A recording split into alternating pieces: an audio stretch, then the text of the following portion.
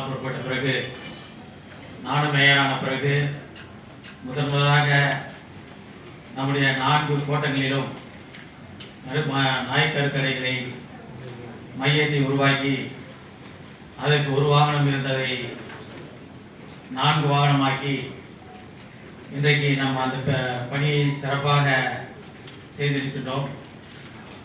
நம்முடைய திருச்சி மாநகராட்சியை பொறுத்தவரையில் நம்முடைய அலுவலர் கணக்கெடுப்படி 25,000க்கும் மேற்பட்ட நாய்கள் நம்முடைய மாநகரத்தில் இருக்கின்றது என்று சொன்னார்கள்.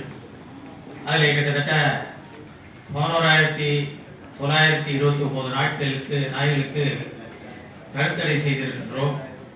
அதுவும் இந்த மாதம் மட்டும் இந்த 1/4/2024 23/7/24 வரைக்கும் கிட்டத்தட்ட ஆண் நாய் பெண் நாய் 2,899 நாய்களுக்கு கருத்தடை பண்ணியிருக்கின்றோம். இதன் மூலமாக நம்முடைய நாய்களுடைய இனப்பெருக்கத்தையும் நாய்களுடைய எண்ணிக்கையும் குறைப்பதற்காக பெரும் முயற்சி எடுத்து இன்றைக்கு தமிழகத்திலே ஒரு முன்மாதிரியான மாநகராட்சியாக இன்றைக்கு அமைந்திருக்கின்றது. அதே போல மாடுகள் பிடிப்பதிலே நாம் தான் முதலாக மாடு பிடிப்பதற்காக முதலாக ஒரு வாகனத்தை ஏற்பாடு செய்து அதன் மூலமாக மாடுகளை பிடிக்க ஆரம்பித்தோம். அதற்கு பிறகு திருநெல்வேலியிலே கூட அந்த மாடு பிடிப்பதை பண்ணும் பொழுது அங்கு கூட சில அரசியல் கட்சிகள் மாடு கட்டியிருந்த இடத்தில் போய் அறுத்து விட்டு பெரிய ஒரு பிரச்சனையை பண்ணார்கள். ஆனால் அந்த அளவுக்கு இன்றைக்கு மக்கள் மனதிலே மாடுகளினாலும் நாய்களினாலும் எனக்கு பெரிய தொல்லைகளாக இருக்கின்றது. சாலைகளில் தெரிகின்ற மாடுகளை நீங்கள் அவசியம் பிடிக்க வேண்டும் என்று சொல்லி இன்றைக்கு நாம் கிட்டத்தட்ட 380 மாடுகளை நாம் இதுவரைக்கும் பிடித்திருக்கின்றோம். பிடித்தது மூலமாக மக்களிடம் அந்த மாடுகளை வளர்ப்பவர்களுக்கு ஒரு விழிப்புணர்வை ஏற்படுத்தி மாடுகளை சாலைகளிலே விட வேண்டாம் என்ற சொல்லக்கூடிய அளவுக்கு நாம் செய்திருக்கின்றோம். அதிலே கிட்டத்தட்ட நம்ம மாடுகளை பிடித்த பிறகு கிட்டத்தட்ட அந்த மாடுகளை ஏற வைத்ததன் மூலமாக நமக்கு 13,30,500 ரூபாய் மாநகராட்சி வருவாயை கட்டக்கூடிய அளவுக்கு இன்றைக்கு இருக்கின்றது. முதலில் ஒரு வாகனம் வைத்து தான் நம்ம மாடு பிடித்தோம். அது ஒருவரை தான் ஏலமாக எடுத்து செஞ்சோம்.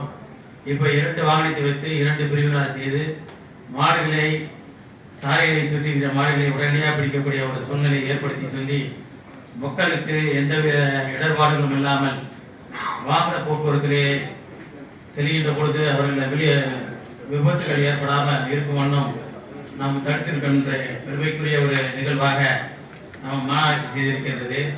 அதற்கு நம்முடைய மாவட்ட உறுப்பினர்கள், நம்முடைய கோட்டத் தலைவர்கள், நம்முடைய அலுவலகத்துறை மக்கள் அதிகாரிகள்லாம் நம்ம திருச்சி மாநகராட்சியிலே அயராது பாடுபட்டு அந்த பெருமையை சேர்த்ததன் மூலமாக இன்றைக்கு எல்லா மாநகராட்சியிலும் இது போன்ற நாய்களையும் மாடுகளையும் சாலைகளை தெரிவித்தது அல்லது குழந்தைகளை கடிக்கின்ற விழிப்புணர்வை ஏற்படுத்த வேண்டும் என்று இன்றைக்கு அவர்களெல்லாம் முனைப்போடு செயல்பட காரணமாக இருந்தது திருச்சி மாநகராட்சி. அது உங்களுடைய மாவட்ட உறுப்பினருடைய ஒத்துழைப்போடு செய்கின்ற இந்த நேரத்தில் நான் பெருமையாக சொல்ல கடமைப்பட்டிருக்கின்றேன். அதே போல இன்றைக்கு நம்முடைய சாலைகளிலே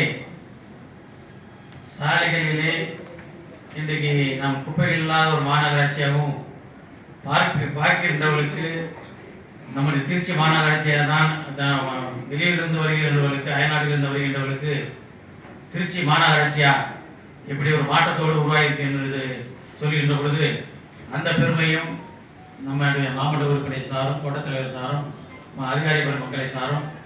ஆகவே நாம் எப்பொழுதும் இப்படி செயல்பட்டு இருக்கணுமோ அதே போல செயல்பட்டு நம்முடைய மாநகராட்சிக்கு பெருமை சேர்க்கக்கூடிய அளவிலே நாம் பணியாற்றுவது கடமை என்பது இந்த தருணத்தை சொல்ல விரும்புகிறேன். அதேபோல சாலைகளை பொறுத்தவரையில் நம்முடைய யூஜிடி 858 கிலோமீட்டர் நம்ம எடுத்திருந்தோம்.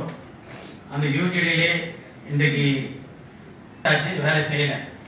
அதே போல் இப்பொழுது நாம் இன்னும் அந்த 29 கிலோமீட்டர் நம்ம டெண்டர் இப்போ விட்டுருக்கோம். இப்போ சர்வீஸில் உங்களுக்கு அந்த ரோடு சாலைகள் செய்யப்பட்ட பிறகு மீண்டும் உள்ளது மிச்சம் 17 கிலோமீட்டர் தான் நாம் சாலைகள் போட வேண்டியிருக்குது.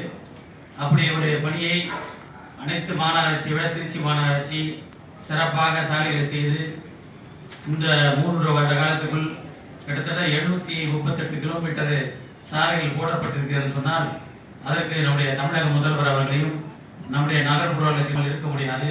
அந்த வகையிலே அவர்களுக்கு இந்த தருணத்திலே நம்முடைய நெஞ்சார்ந்த நன்றியை மாமன்ற உறுப்பினர் மூலமாக நினைத்துக் கொண்டு இன்னும் இருக்கின்ற பணிகளை செவனை செய்து நாம் 1 வருட காலத்திற்குள்ளாக எல்லா சாலை பணிகளும் முடிவடைகின்றது.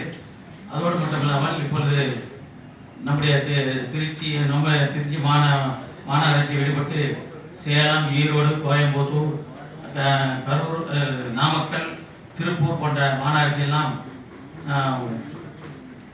நம்முடைய கழிவுநீர் சுத்திகரிப்பு ஆலயங்கள் இருக்கின்றன. ஆனால் இப்பொழுதுதான் நம்மளுக்கு நம்முடைய அமைச்சர் நம்ம நகர்ப்புற வளர்ச்சித்துறை அமைச்சர் மூலமாக முதலமைச்சருடைய ஒப்புதலோடு இன்றைக்கு நம்ம கழிவுநீர் சுத்திகரிப்பு ஒரு ஆலயம் நிறுவதற்கு அடிக்கல் நாட்டப்பட்டிருக்கின்றது. அது 1 வருட காலத்துக்கு முடித்த பிறகு நம்முடைய சாலைகளிலே எந்த பகுதியிலுமே கழிவுநீர் செல்லாத அளவுக்கு ஒரு சூழ்நிலையை உருவாக்க இருக்கின்றோம்.